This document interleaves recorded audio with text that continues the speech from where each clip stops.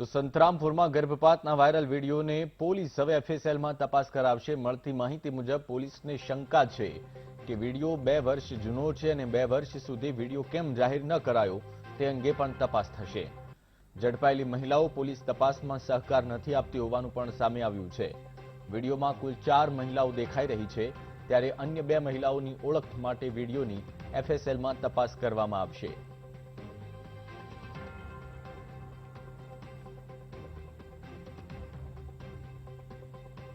તો વિડીયો 2 વર્ષ જૂનો હોવાની પ્રાથમિક માહિતી મળી રહી છે। સાથે એ પણ તપાસ કરવામાં આવશે કે વિડીયો અત્યાર સુધીમાં શા માટે બહાર પાડવામાં ન આવ્યો, એની પણ ઊંડાણપૂર્વક તપાસ કરવામાં આવશે।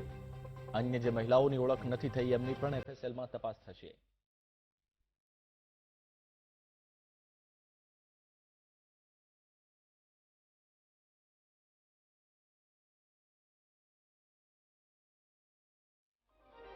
તો ઝડપાયેલ મહિલાઓ પોલીસ તપાસમાં સહકાર નથી આપી રહી તેવી પણ જાણકારી છે। વિડીયોમાં કુલ 4 મહિલાઓ દેખાઈ રહી છે, પરંતુ મહિલાઓ સહકાર નથી આપી રહી તપાસમાં। સાથે અન્ય 2 મહિલાઓની ઓળખ બાકી હોવાથી એફએસએલમાં તપાસ થશે। સંતરામપુરમાં ગર્ભપાતનો એક વિડીયો વાયરલ થયો હતો, એને લઈને આ મહિલાઓની ધરપકડ કરી અને તપાસ કરવામાં આવી રહી છે। જો કે ત્યારબાદ તપાસ કરતા માલુમ પડ્યું કે આ વિડીયો 2 વર્ષ જૂનો છે। તો 2 વર્ષ સુધી વિડીયો કેમ જાહેર ન કરાયો તે અંગે પણ તપાસ કરવામાં આવશે।